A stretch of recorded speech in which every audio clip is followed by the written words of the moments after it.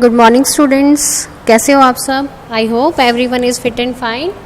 I am your home science teacher Rekha Sharma.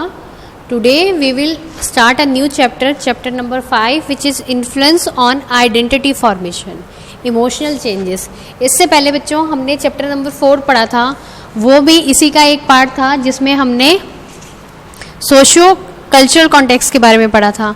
इससे पहले जो हमने चैप्टर नंबर 3 पढ़ा था वो भी आइडेंटिटी फॉर्मेशन पे ही था, बेस था, और वो था हमारा फिजिकल चेंजेस. तो इसी तरीके से अब हम पढ़ेंगे इमोशनल चेंजेस के बारे में. ठीक है बच्चों, चलिए चैप्टर शुरू करते हैं.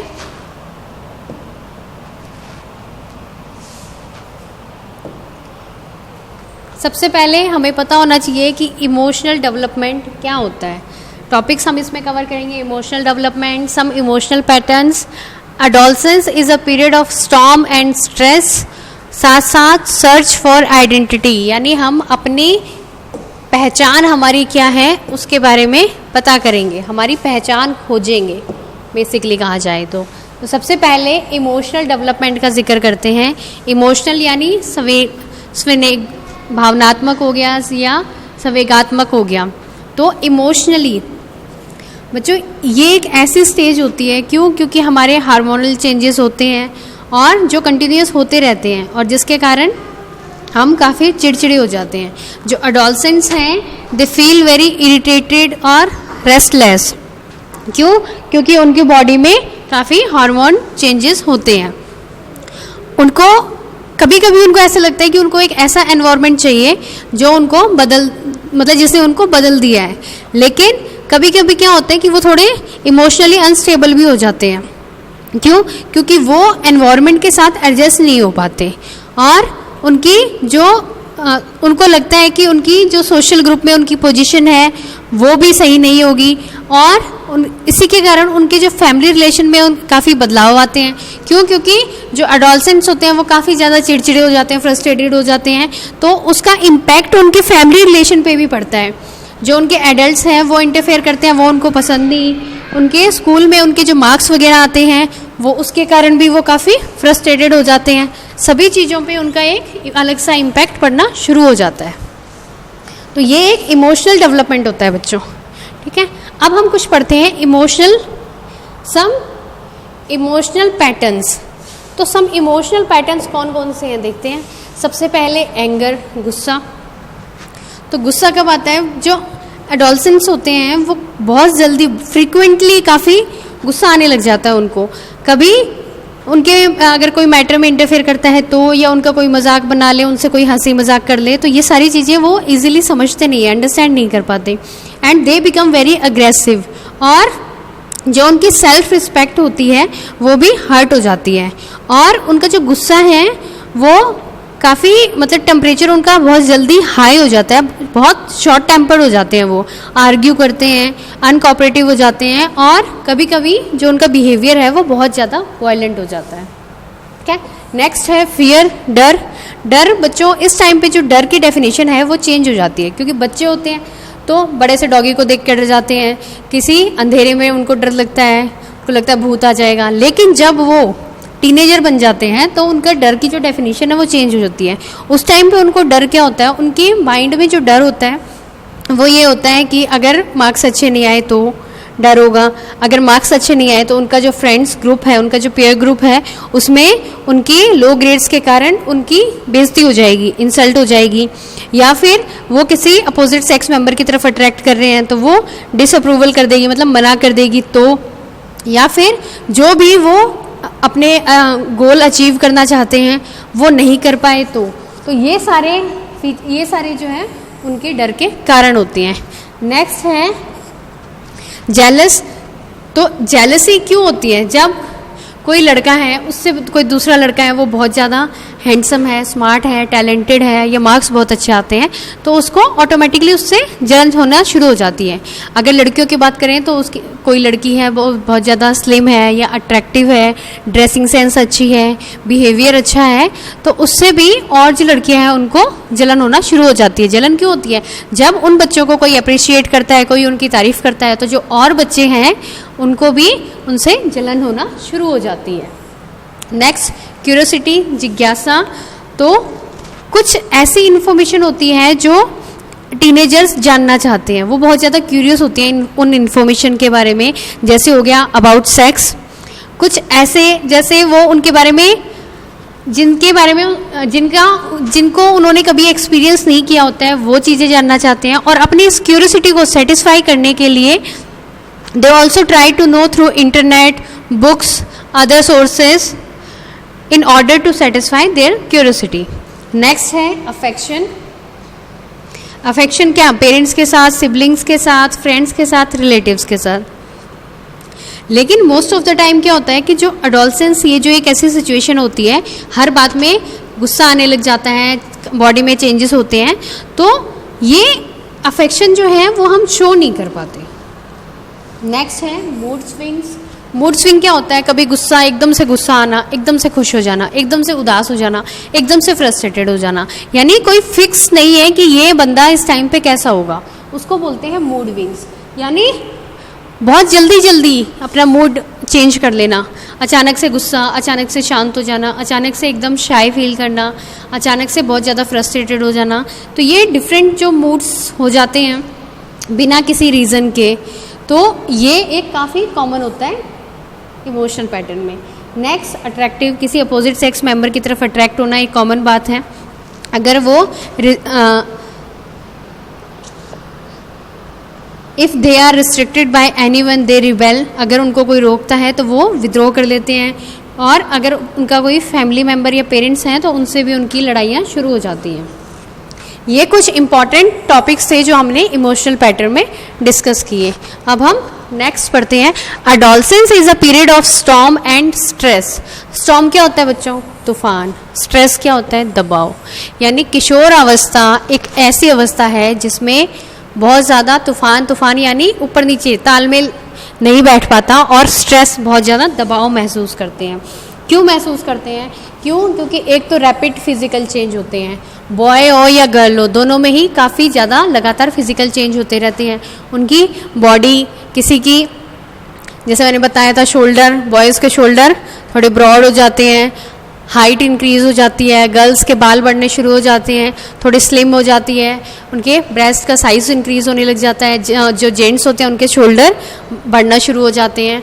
और भी बहुत सारी फिजिकल चेंजेस इनके अंदर आते हैं। जो जेंट्स, जो बॉयज़ होते हैं उनकी आवाज़ थोड़ी हार्श हो जाती है, जो फीमेल होती है उसकी आवाज़ थोड़ी सॉफ्ट हो जाती है, थोड़ी सॉफ्ट स्पोकन हो जाती है, मेलोडियस हो जाती है। तो इस तरीके से डिफरेंट फिजिकल चेंजेस होते हैं जिसके कारण उनको उनकी ज़िंदगी में काफ़ी ज़्यादा उतार चढ़ाव आते हैं। दूसरा, इमोशनल चेंजेस क्योजिंग स्ट्रेस। यानी इमोशनल चेंजेस क्योजिंग स्ट्रेस क्या होता है कि इमोशनली जो है वो बहुत ज़्यादा इन्फ्लुएंस होते हैं। कभी जैसे मैंने अभी बताया था कि उनके अंदर हार्मोनल चेंजेस होते हैं, तो वो कभी रेस्टलेस हो जाते हैं, कभी अनस्टेबल हो जाते हैं इमोशनली, कभी इरिटेटेड हो जाते हैं, कभी खुद को अंडर प्रेशर फील करते हैं। तो एग्जैक्टली वो इजीली, मतलब कभी बहुत हाई, कभी बहुत लो, बहुत सारे से फ्रीक्वेंटली चेंजेस उनके अंदर इमोशनली आते हैं। तो वो खुद को, मतलब वो जो काफ़ी ज़्यादा अनकंट्रोल हो जाते हैं, इरिटेटेड हो जाते हैं। नेक्स्ट है सोशल चेंजेस क्योजिंग स्ट्रेस। यानी स्ट्रेस, जैसे मैंने अभी बताया था कि बहुत ज़्यादा दबाव महसूस करना, बहुत ज़्यादा स्ट्रेस होना उनके ऊपर। तो सोशली बच्चे इस एज में बहुत ज़्यादा स्ट्रेस महसूस करते हैं, उनके बिहेवियर में काफ़ी अलग स्ट्रेंज मैनर्स शुरू हो जाते हैं। जैसे जैसे वो बढ़ना शुरू करते हैं काफ़ी रिस्पॉन्सिबिलिटीज़ उनके ऊपर आती है, बहुत सारी एक्सपेक्टेशंस हो जाती हैं और काफ़ी सारे, मतलब उनको ये माना जाता है कि वो अब बड़े हो रहे हैं तो एक रिस्पॉन्सिबल पर्सन बन जाएंगे। और अगर वो कुछ प्रिविलेज डिमांड करते हैं तो वो भी कई बार रिफ्यूज़ की जाती है। जैसे यू आर स्टिल, मतलब यूँ बोल दिया जाता है कि तुम अभी कोई बच्चे नहीं हो, तो इस बात पे भी उनको गुस्सा आना शुरू हो जाता है। तो जो गर्ल्स हैं उनको भी काफ़ी सोशल एनवायरनमेंट उनके आसपास होता है, जैसे ड्रेस कोड हो गया, प्ले टाइम, मतलब जैसे उसकी फ्रेंड ने ड्रेस ली है वो भी वैसा लेना चाहती है, या फिर उसके फ्रेंड्स में जैसा फैशन के हिसाब से वो चल रहे हैं वो भी चाहती है। और कई पेरेंट्स इस बात के लिए अलाउ नहीं करते हैं। कुछ पेरेंट्स ये चाहते हैं, उनको ये एक्सपेक्टेशन होती है कि वो हाउस होल्ड मतलब घर के जो काम होते हैं उसमें वो मदद करेगी, लेकिन ऐसा भी नहीं होता है। तो इसलिए काफ़ी सामाजिक मतलब सोशल चेंजेस उनके अंदर, जिसके कारण काफ़ी उनको स्ट्रेस भी होता है। एक्सेप्टेंस बाय पीयर, यानी उनकी खुद का जो ग्रुप है उसके अंदर उनकी स्वीकृति कैसी है। अगर मार्क्स अच्छे आए तो उनको ये रहता है मार्क्स अच्छे आए तो हमारे फ्रेंड्स में मेरी इमेज अच्छी बन जाएगी, वहीं अगर मार्क्स कम आए तो काफ़ी इमेज डाउन हो जाएगी। तो इस तरीके से वो हर चीज़ के ऊपर ये सोचते रहते हैं, सिर्फ मोस्टली पेयर ग्रुप के बारे में सोचते हैं कि मेरे फ्रेंड्स के बीच में मैं कैसे अपनी इमेज अच्छी बनाऊं। बहुत सारी चीज़ें ऐसी होती हैं जैसे फैमिली में मतलब मेरे फ्रेंड के घर में वो चीज़ें अलाउ है लेकिन मेरे घर में अलाउ नहीं होती, तो वो भी काफ़ी इफ़ेक्ट करता है। दूसरा, वरी अबाउट फ्यूचर। फ्यूचर यानी हमें हमारी भविष्य की चिंता।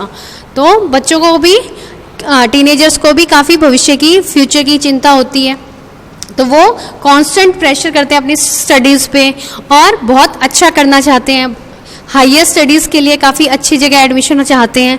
और ये सारी वरीज जो हैं वो उनको काफ़ी मतलब स्ट्रेसफुल हो जाती है उनके लिए।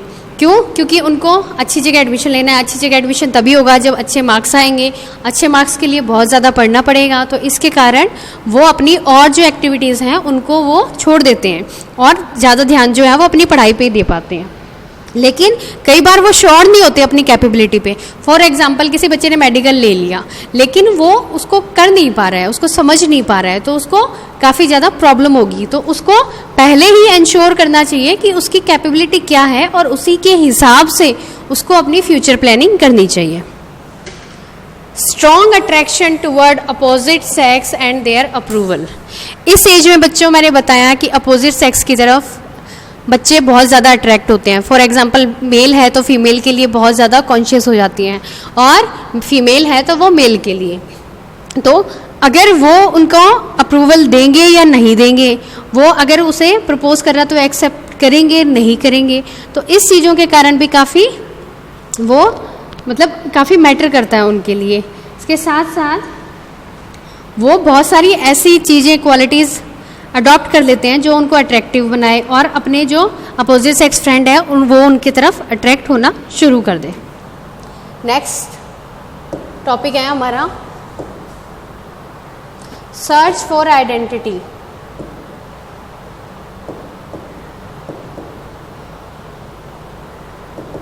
नेक्स्ट टॉपिक है हमारा सर्च फॉर आइडेंटिटी, यानी हमारे जीवन में हमारी पहचान। तो हम अपने जीवन में अपनी पहचान कैसे ढूंढें?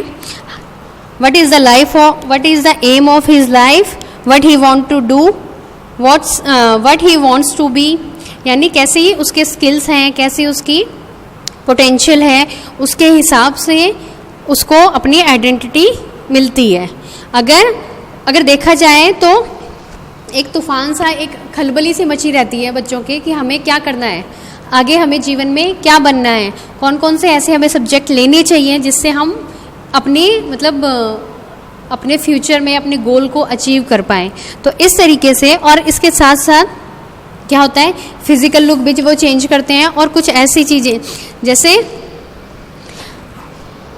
जिनसे वो अपना गोल अचीव कर पाएँ। और अगर नहीं हो पाता तो बहुत ज़्यादा सैड हो जाते हैं, डिसअपॉइंटेड हो जाते हैं, जिसके कारण वो काफ़ी डिप्रेशन में भी चले जाते हैं। तो इस टाइम पे जो पेरेंट्स हैं, टीचर्स हैं और एडल्ट हैं, वो उनका एक बहुत इंपॉर्टेंट रोल होता है टीनेजर्स की लाइफ में। कैसे? टॉकिंग टू देम, मतलब उनसे हम बहुत ज़्यादा बात कर सकते हैं, उनके हम माइंड को खोल सकते हैं कि वो क्यों स्ट्रेस्ड हैं, क्यों डिप्रेस्ड हैं, उसके पीछे रीज़न क्या है, हम उनको गाइड कर सकते हैं। सबसे पहले हमें उनको बहुत ही शांति से सुनना चाहिए और उनके जो व्यूज़ हैं, जो उनके थॉट्स हैं, उनको रिस्पेक्ट करना चाहिए।